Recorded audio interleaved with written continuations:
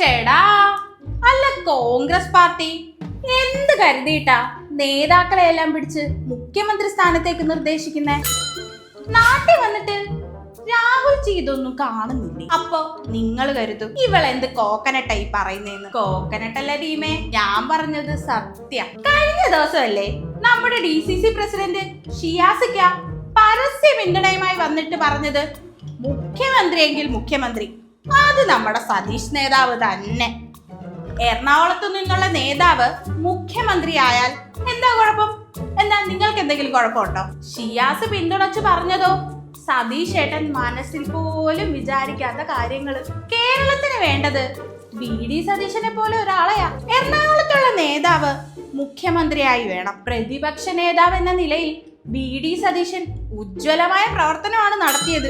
നിയമസഭയ്ക്ക് അകത്തും പുറത്തും കാര്യങ്ങൾ പഠിച്ച് അവതരിപ്പിക്കുന്നയാളാ സതീശൻ. അത് ജനങ്ങൾ മനസ്സിലാക്കുകയും ചെയ്തിട്ടുണ്ട്. പുതിയ കേരളത്തിന് എന്താണ് വേണ്ടതെന്ന് അവരെ ബോധ്യപ്പെടുത്താൻ സതീശന് കഴിഞ്ഞിട്ടുണ്ട്.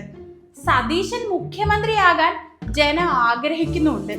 സതീശനെ പോലുള്ള നേതാക്കളാണ് കേരളത്തിന് ആവശ്യം. എന്റെ പൊന്ന നേതാവേ, ഞങ്ങൾ ജനങ്ങളുടെ മനസ്സ് അങ്ങെയെങ്കിലും തിരിച്ചറിഞ്ഞല്ലോ, നന്ദിയുണ്ടേ. അപ്പോ ഞങ്ങളുടെ രമേശൻ സാറോ പണ്ടേ മുഖ്യമന്ത്രി കസേരയിലിരുന്ന് വട്ടത്തിൽ കറങ്ങുന്നത് സ്വപ്നം കാണിച്ചിട്ട് ഇനി തരത്തില്ലെന്നോ? വീടില്ല ഞാൻ. അതുകൊണ്ട് തന്നെ സാറ് പരോക്ഷത്തിൽ അങ്ങ് പറഞ്ഞു, മുഖ്യമന്ത്രി ആലപ്പുഴയിൽ നിന്നോ എറണാകുളത്ത് നിന്നോ അത് ജനങ്ങൾ തീരുമാനിക്കും. സുധാകരൻ നേതാവേ, ഇനി നേതാവ് തുടങ്ങിക്കോ. അതെ, ഇതുവരെ വളരെ വളരെ ശരിയാണ്. എനിക്കോ സീറ്റ് തന്നില്ല, ഇനി ചെന്നിത്തലയോട് ചേർന്നങ്ങ് നിക്കാന്നേ. ഈ തർക്കം കണ്ടതുകൊണ്ടാവാം KC അണ്ണൻ വന്ന് പറഞ്ഞത്.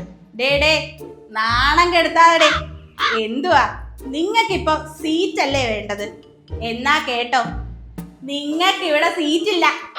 ഹൈക്കമാൻഡിൽ നിന്ന് നേരിട്ട് വിളിച്ച് എന്നോട് മുഖ്യമന്ത്രി ആവാൻ പറഞ്ഞ പിന്നെ ഞാനതായല്ലേ പറ്റൂ.